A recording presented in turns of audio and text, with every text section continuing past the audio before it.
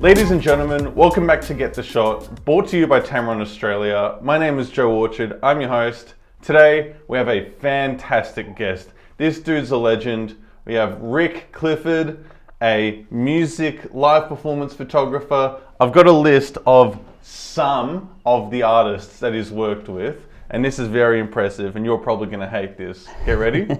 Taylor Swift, Kendrick Lamar, Drake, Post Malone, Coldplay, Justin Bieber, The Weeknd, U2, Ed Sheeran, Red Hot Chili Peppers, Paul Simon, Cat Stevens / Yusuf, and many, many, many, many more. Every many I've said there, I'm going to put another artist on over the top as the B-roll. Bleep, bleep, bleep, bleep, bleep. Yep. Exactly, Yep. Just like that.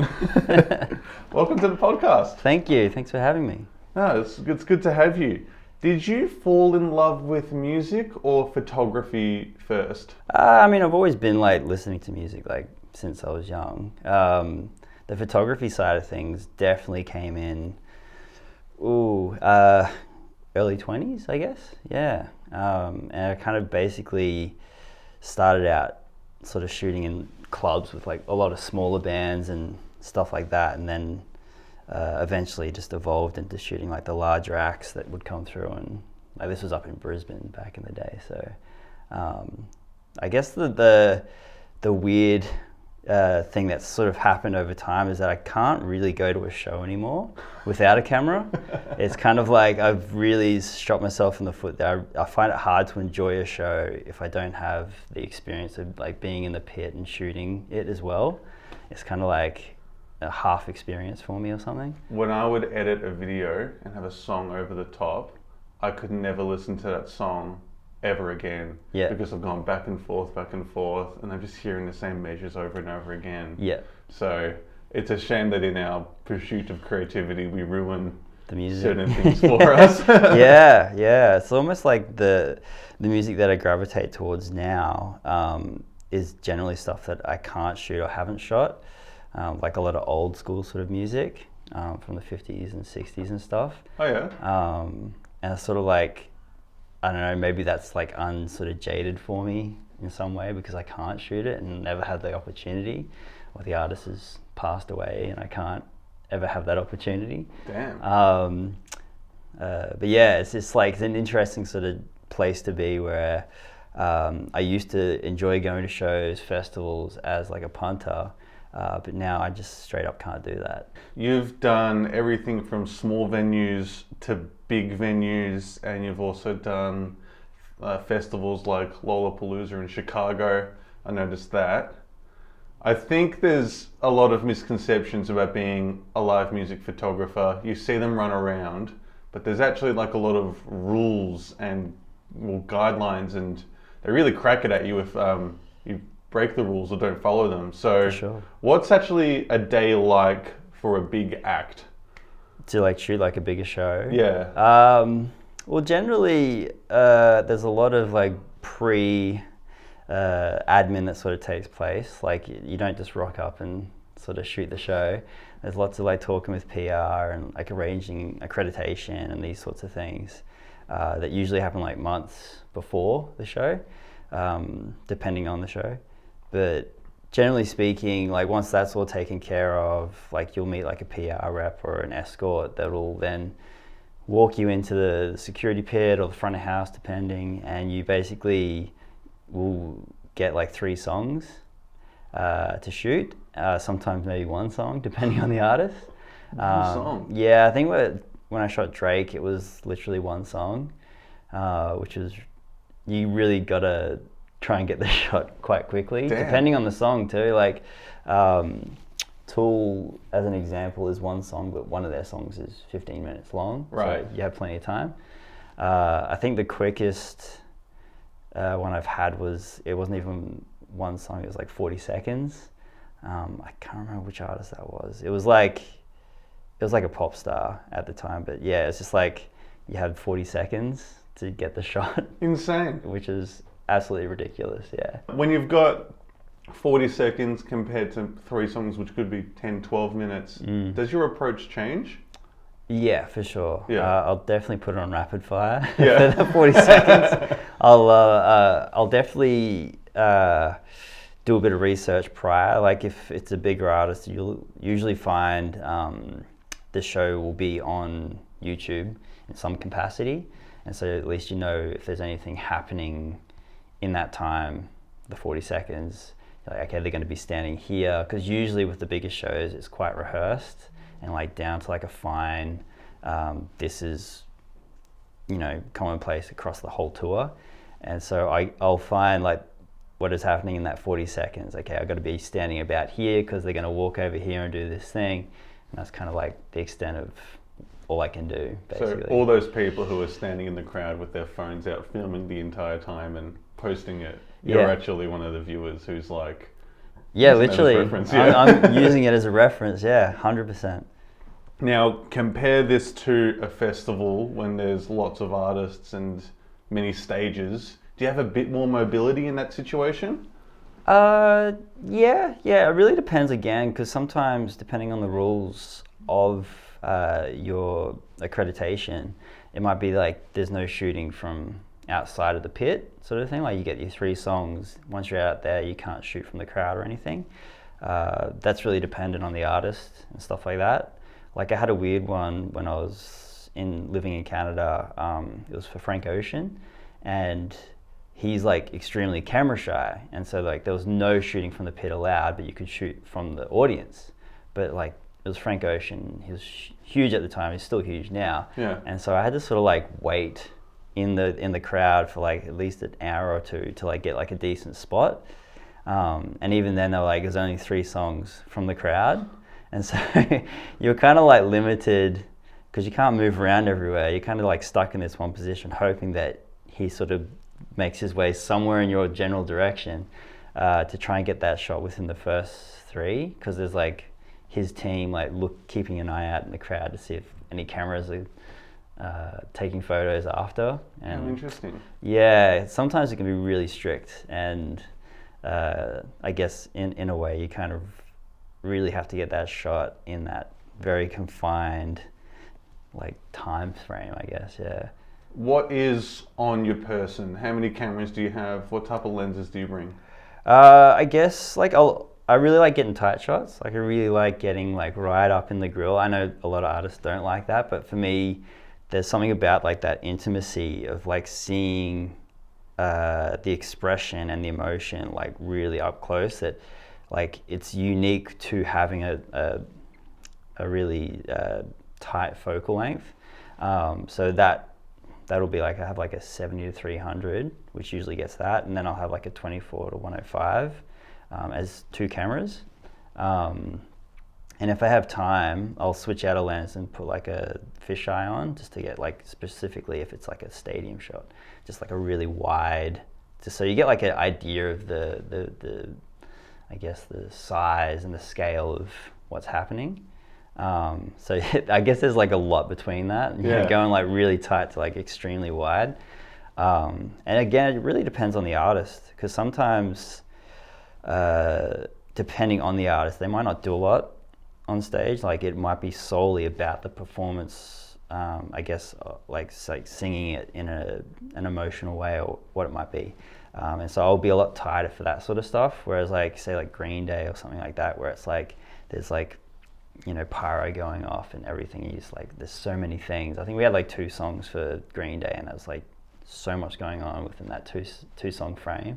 And I went to Green Day at Marvel Stadium. Yeah. You shot that? Yeah. Oh my gosh. And then when the Dookie thing flew around, I was like... wasn't even there for that. Like, really? Yeah. It's just like, I missed out on so much.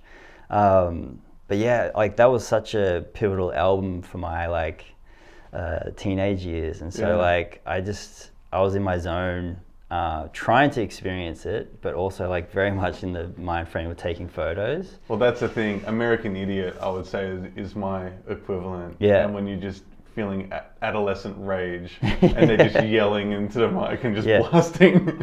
Of course. Yeah. Such a vibe. Absolutely. Who have been some of your favorite artists to shoot? I think like when it comes to like favorite artists, it does vary, because sometimes I could really get caught up in the performance. And then there's obviously like music that I personally love and Yeah. like always go back to. And so like an easy one off the bat is like Radiohead, which is like I just have always listened to Radiohead. It's just like in my DNA. And so getting to shoot them, I've shot them twice now. I'm really grateful for.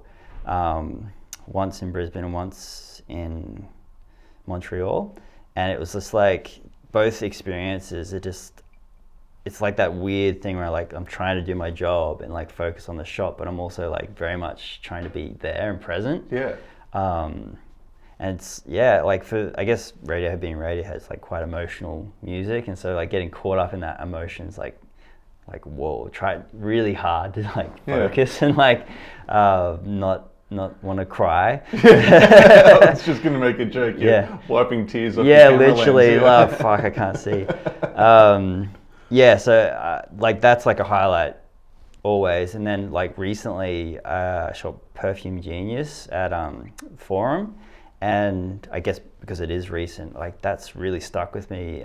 They brought out Aldous Harding like in the second song, and huge fan of Aldous as well. And so like because they have a song together, and it was just so emotional and so like so much going on stage. I was just like trying to the juxtaposition of not getting caught up in the emotion, but also like trying to capture the shot as best as I could. Because it was like spinning on like a platform, and Aldous was like just in her zone, and it's just like it was such a I still feel it. Like it was only like I guess a couple of weeks ago now, but it's just like such an emotional show to like sort of witness, because it almost looked like they were getting emotional within it as well. Sometimes that happens where the artist really feels it.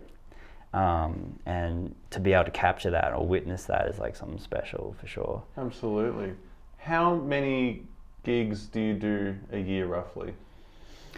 That's a hard one. I think it was last year, I made an effort to basically take a little snapshot and put it in my stories, but also number it. Yep. And I think last year I got up to 149 shows. Oh my goodness. Yeah, which was like, and that wasn't even like going full throttle. Like that was like previous years I'd definitely gone harder than that. But like I just wanted to sort of get an idea, because like once years gone past, I can't remember how much I've shot. I think in my entire household combined, we haven't done 149 shows. Yeah. Across our lifetimes. Yeah, it was a lot, but like that was still allowing a lot of space for my life to sort of happen as well. I definitely gone harder in previous years, like definitely in my like 20s and 30s, and when I was in Toronto, like I was shooting almost every night because there's so much going on in Toronto.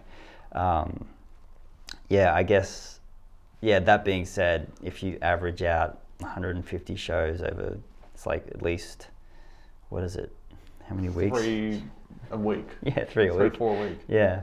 That's remarkable, dude. Yeah. Sometimes like I'll shoot multiple shows within a night, which is like sometimes I really do my head in with that sort of stuff. Like I'll overcommit, but it's like I can make it work if it all lines up with timing. Recently I stupidly did that, but it's like this one situation where it's like, it all works if everyone goes on stage on time. And this one artist was like 15 minutes or 20 minutes late. And so it really like, I basically finished shooting their set, raced to the corner, because I was going from like Sydney Maya to the corner on my bike. And basically I rolled into the corner as the artist was coming on stage. I'm like, this is way too like close. How do you like shooting at big venues like Sydney Maya compared to something smaller like the corner? Do you have a preference or? Obviously, I guess like at the corner is more compressed, and I think there is something in that side of things where like the emotion and the intensity is a bit more palatable between the artist and the audience. Like there's a less separation. And so like I've shot like big artists in the corner, like recently comes to mind is like when I shot Fontaine's DC at the corner.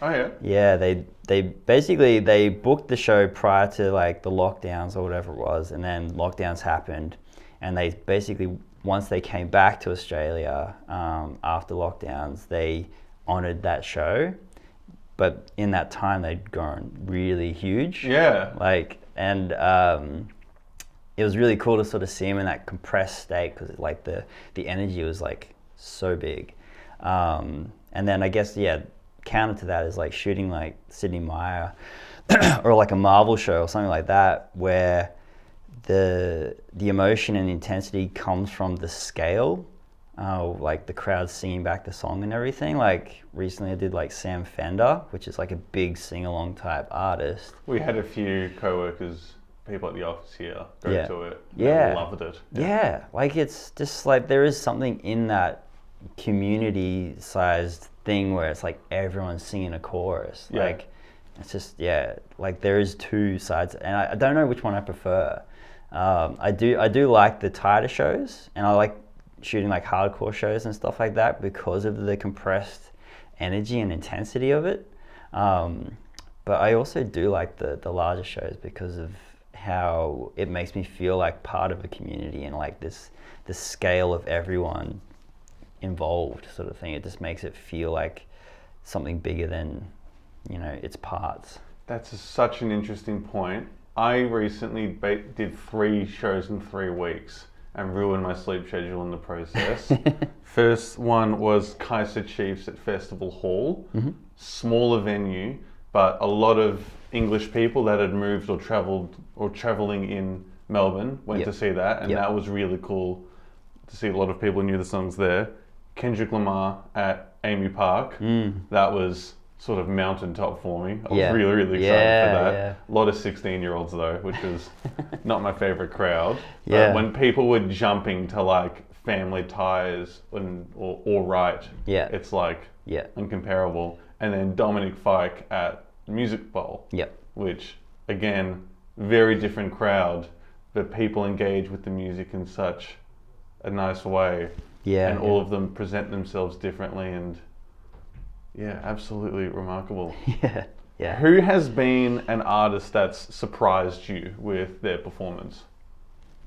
That's a tough one. I think like it's usually it really depends, like, because I do a fair amount of research prior to a show, and so like I usually go in with like a decent idea of what to expect, just so I'm like not surprised, and I'm not gonna sort of miss a shot because I'm like not in the zone, because there is like an element of like getting in the zone, especially for like a high energy show or whatever it might be. What I guess I get surprised by is like if an artist like jumps into the crowd in the first 3 songs or something, A prime example would have been like I saw At the Drive-In, or took photos at the Drive-In in Toronto, and it was sort of like, I think after they reformed or something, and I was just like, they're a bit older now, they're not going to be as like crazy on stage, but yeah, they were absolutely bonkers, and basically jumping into the crowd surfing, like all that sort of stuff. And I guess I wasn't really ready for it, but got some amazing shots out of it at the same time. It's just like it's hard to like get surprised because like I have been shooting for like over 20 years or nearly 20 years or whatever it is, and so I've kind of seen everything, and so I think the thing that surprises me generally is like if I get an emotional connection or like feeling from a show or come out of it like, whoa, that was intense.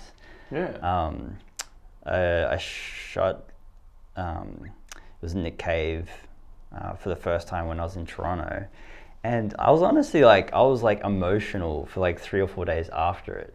Like it really like shook me in a way.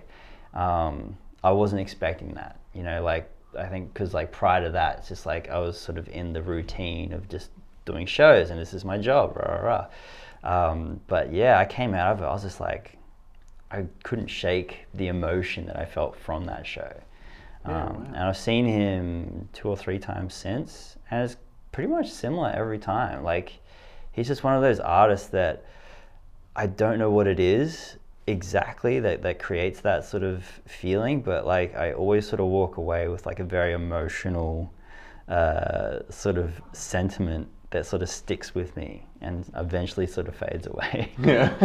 Yeah, it's weird. And it's always the latest artist that you've seen that brings something new out, or? Like, yeah, for sure. Like, I can sort of think about like artists that I've shot and like try and tap into that emotion or feeling that I had, but it's rare that it will ever be like what it was at the time. And so yeah, like the newer shows that I've shot will carry that sort of feeling for sure. Yeah. Like they definitely, depending like, you know, like day-to-day stuff, like whatever I'm carrying at the time, it might attach itself to whatever sentiment is happening on stage. Sure. A really amazing show, Explosions in the Sky, which I shot maybe a year ago now. That was another one where I wasn't expecting to emotionally be shook by it, but I was like in the pit, like I'm gonna cry if I don't detach myself right now. Just because it's such an emotional show. Like no one's singing or anything. Everyone's just like singing through their instruments. And I had forgotten about them. And yeah, so like going to that show and seeing it for the first time in a long time, like I think I shot them probably 10 years prior, I wasn't prepared for the emotional onslaught, but it was yes, so good to sort of refresh that love for Explosions in the Sky and stuff. Isn't time a wonderful thing? To forget things, yeah. Well, to get new meaning to things Of and course, yeah. readapt, and you know, and music especially, how you can listen to it in one era and then pick up new things. Yeah, for later sure. on.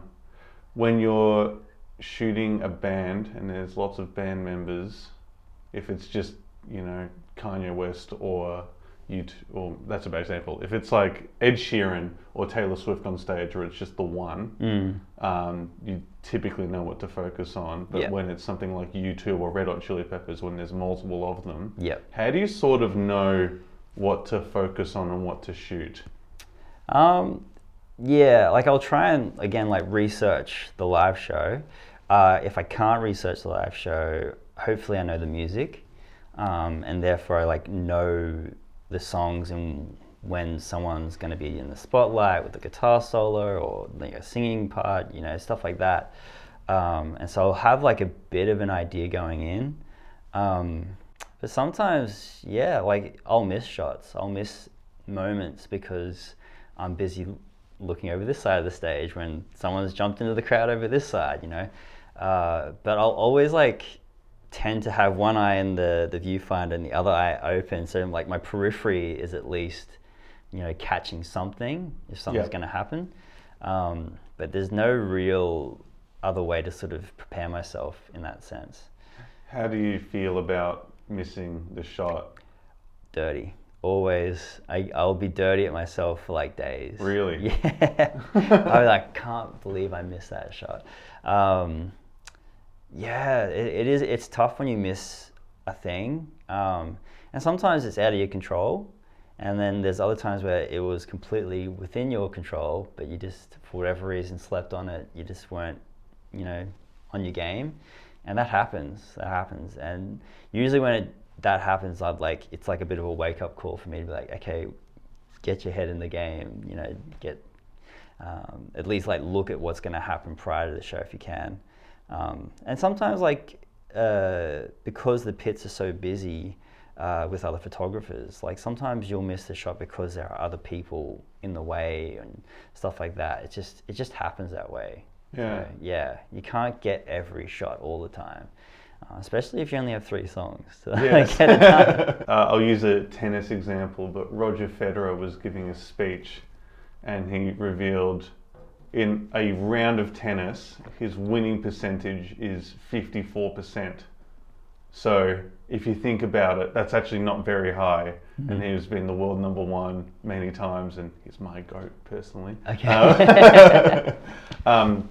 But if you think about that, he's losing around almost 50% of the time, and he keeps going. Yep. And so, isn't that a interesting thing to consider? For sure. Yeah. Yeah. I like, whilst I am dirty at myself if I miss something, I'm not like I'm the worst photographer in the world and like hating on myself or anything like that. It's just like, it's just part of the job. It's just part of the scene, that you're gonna miss shots, and that, you know, you might have the wrong settings on, or like stuff like that. It's like it's a numbers game for sure. Yeah. And some of my most proud photos that I've ever taken were random and chance. You know, like I couldn't have planned for them.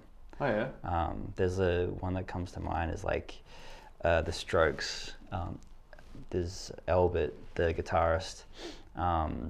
He was literally like cutting sick on a solo, and there were like these like laser strobes that were happening, and basically I just took the right photo, the right angle, the right time, when like a laser strobe was sort of like cutting through him, sort of thing. And so he's just like holding his guitar, lasers are going through him. It's like one of my most memorable shots, and it was totally by chance. There was like no way I could have planned it at all. I really want to see the Strokes live. I'm jealous of you. In Melbourne, at the same time, the Strokes, Gorillaz, and Tyler the Creator were playing, and that was the year when Splendor was on. Yep. And normally it's called Splendor in the Grass, but that year it was Splendor in the Mud. Yes. Because it was torrential rain. Yeah, I remember this. Yeah. But I saw the Gorillaz. Huge. And I don't know if they're ever going to come back to Australia, so I feel pretty lucky to have. Yeah, there was like a bit of controversy around it. They were like hating on Australia or something, was it? They're like, we're never doing this again, or because they got bumped or something from Splendor for someone Really? else. I can't remember what it was, but yeah, it was some kind of controversy where their set got cancelled or something. But It's rough. yeah. Well, they were really good live, and I'm Yeah. glad they pulled through and actually Did the sideshows at least. Exactly. Yeah, I've seen them. Where did I see it? It was in Quebec. I was like shooting like a festival in Quebec, and they were one of the headliners. Absolutely wild. Yeah. Best live show. So good. What was it like living in Canada and shooting in Canada compared to shooting in Australia? It was very different. To be honest, like the scene in Canada is just like basically anything that was traveling through North America would stop by Toronto or like Montreal and stuff like that. And so the amount of bands that I covered in the 3 years that I was in Toronto was just like phenomenal. And I think that the scene there is like, it's more accommodating.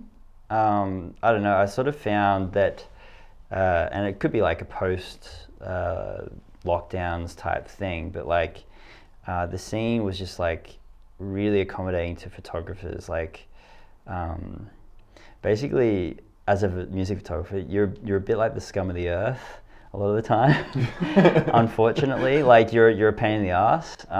Like a lot of people don't actually want you to be there. Because you're more of a hindrance to like organize and like accommodate for. If like it'd just be easier if you weren't there, and so. But then again, they need you. Yeah, that's the juxtaposition, I guess, is like we need to have coverage. We need this stuff in the paper, or we need like media coverage, and so we need to accommodate.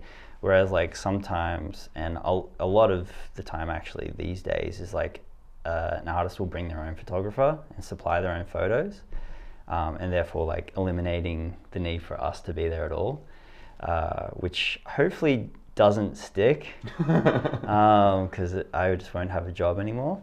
But yeah, it's definitely commonplace these days to not get a show because there's a tour photographer that's sort of, you know, supplying shots to media. Whereas like being in Toronto, I just found like, because I shot for like a bunch of different outlets when I was there, people wanted you there. Namely like this festival, Festival d'Été, I'm probably saying it wrong. Basically it's like the Quebec festival. Mm-hmm. They would fly you out, put you up in like the ritziest hotel and like wine and dine you and stuff. Like they really wanted you to be there. And sort of having that experience versus That's fantastic. Yeah, versus being in Australia where you kind of like really like fighting to try and shoot a show. Yeah, it's quite a different experience for sure. Just clarifying for earlier, you mentioned that you've got 3 songs. Do you get your 3 songs and then a different photographer has the next 3 songs, or? No, it's all photographers all at once. Okay. Yeah. And how many could there be? It really depends on, I guess, the promoter, the artist management. Like, there's a lot of factors involved as to how many people are allowed in the pit, how many people they want in the pit. It really depends. Like, some artists want lots of photos and like they want that coverage, and so sometimes there might be like up to 15 people in the pit, which is ridiculous. Like that's a lot of people. It's almost like a health and safety issue sometimes. But then you think it's crowded in the mosh. Yeah, you're like, I can't get a shot because there's like 7 people in front of me. Then there's other times where it'll only be me in the pit, and you're like, this is luxury, and I feel kind of guilty at the same time. That and other times, you know, that might be like 1 or 2 people, and it's very like cruisy. But all the time, like I try and like keep like an etiquette where, you know, it's like if there's someone in front of me, or like I'm trying to cruise through, I'm always like ducking under other people's shots, and like it's like a lot of maneuvering to sort of try and get to a place here and there, like within 3 songs. And yeah, I think it's a blues fest. Like blues fest is probably the most crowded pit I've ever been in. Okay. Yeah, and that would be like maybe 20 to 30 photographers, and that is like kudos to them for like managing that, because like sometimes I can't remember who it was. It might have been Rob Plant when he was like playing. There were so many photographers that wanted to shoot it that we had to take it in turns, and that was like we get like 1.5 songs each, and like you'd go in a group of 20, and then you'd have to get escorted out, and then 20 other people would come in. It's just crazy. Trying to get like certain artists is like next level hard. Yeah, right. But yeah, that's kind of the commonplace pretty much. You touched on tour photography, and there being tour photographers now. Have you considered doing that with certain artists or leaning into that type of work? I mean, I would love to. For whatever reason, like it hasn't really popped up for me, which is fine because it means I can just live my comfortable life going home every night sort of thing.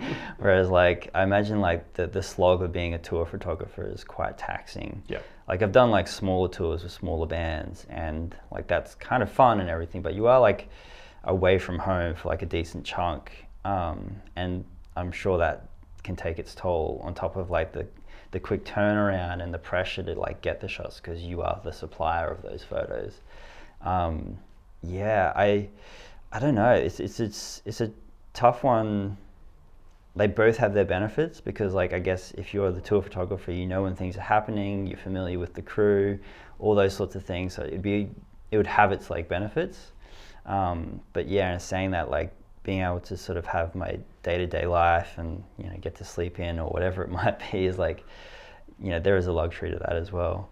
But you also do a bit of portrait work. I was looking through your website earlier, you know, Taika Waititi, Maggie Gyllenhaal, and my personal favourite, Werner Herzog. Yeah. Have you seen that video of him explaining what languages he speaks? No. Okay, I'll have to play it for you after, but it's Google, Werner Herzog answers, gets asked how many languages does he speak. Okay, and he gives the best answer. Classic German. Cool. What's that type? What's working on portraits like for you? I guess like, you know, there's a varied amount of work. Sometimes I will have time with an artist and stuff like that, and you know, we can be in a studio shooting with lights, and you know, there's lots of time to sort of play and like work with different ideas, and you know, work with the artist to get their like angles that they like and shots that they like, versus I guess like those sorts of shots where like I was shooting Toronto Film Festival, And so you have like these like, Amazing. yeah, like absolutely world-class actors and directors that you have like this weird little pocket of time with before they go and do like an interview or something. And yeah, super surreal, just like being in a room with like Angelina Jolie before, like, you know, she goes out and gives like this interview, and you're just like trying to capture like some sort of fly on the wall sort of stuff, or like them sort of posing with the director of the festival. Random things, so many moments, and it is completely different to like a live performance where it's like, it is like fast paced and you're kind of trying to work the lighting of the stage and all that sort of stuff. Whereas like this, you kind of, I guess, capture like more of a intimate moment sort of scene that the festival can then use like in later years to sort of, you know, I guess sort of showcase the talent that sort of comes through and stuff. Sure, yeah. You have one photo of Mahershala Ali on his phone on the side. Does he know that you took a photo of him? Yeah. He was like really chill, like really accommodating. Like, you know, I usually check with the actor or the actors, like, you know, management prior if they're chill, and like I won't pull out a camera unless I'm supposed to. Yeah. Especially Good. for that His sort of blade, stuff. so you don't want to mess with him. He'll. Yeah, he'll mess me up. Yeah, I definitely. I know some people like to push the rules, and sometimes like that works out because they'll get like a shot, and it'll turn out to be okay, and everyone's cool about it. And then other times, you know, you might reprimand yourself and be banned from shooting that particular thing ever again. You know, so like, I tend to like, again with the etiquette side of things, because sometimes like an artist or an actor or something, they literally are getting in their zone and they don't want to be, you know, photographed at that time. And so I'll always sort of check prior. I don't want to step on toes. I don't want to make anyone uncomfortable, and I don't want to be that person. Totally. That's a slight anecdote to this, but I produced a short film, and one of the actors has their arm cut off as part of the scene. And my role as a producer was to make sure everyone was happy, cool, comfortable. Yeah. And his character's running into a room screaming because his arm's been cut off. And in preparation, he's just there, like getting prepared and like panting and getting aside. And I'm like, Antonio, you're okay. And he goes, I'm preparing. I'm like, oh, I'm sorry. Trying to get into the zone. It's like, don't calm me down. We have a tradition at the end of our podcast where the previous guest leaves a question for the current one. And the question is, if you had a time machine and could go to any historical event, where would you go to? Any historical event. Oh my Lord. This is weird and probably like super low key, but I think like Jeff Buckley, when he used to do like the Live at Cine, also probably saying that wrong, the little cafe shows. Yeah? Like there's like a live album of it, where it's just him and a guitar playing in like this small cafe. I think I would die, you know, witnessing that. Like, yeah, I absolutely love Jeff Buckley's music, and to ever experience something like that intimate and special, like, oh, I mean, there's probably like a million other things as well, but like that would probably be on top for sure. Amazing. Yeah. Intimacy is the thing you're really trying to capture, right? 100%. Like, I wouldn't even need a camera. I mean, I'd love a camera there, but like, I would be happy just sitting on the floor to watch that, you know, like that unfold. Yeah, I think intimacy ultimately is like my thing, that I strive for. I like to get something unique out of a performance or an experience that is unlike anything else that you can experience. Like, just to be part of someone's, you know, emotional sort of expression is just like, to me, ultimate. That's absolutely fantastic, dude. And congratulations on your career so far. And I'm sure there's going to be many, many more awesome photos down the track, portraits and live music, as I've discussed. If you want to find out what Rick has left for our next guest, tune in next week and find out. But otherwise, this has been an absolutely amazing chat. Thank you so much for coming on. Thanks, man. Ripper first podcast, by the way. I truly mean it. I've done a couple of these, so. Okay, yeah. Thank you so much. Thanks for having me. You're very, very welcome. Cheers. All right, thanks everyone. See you next week.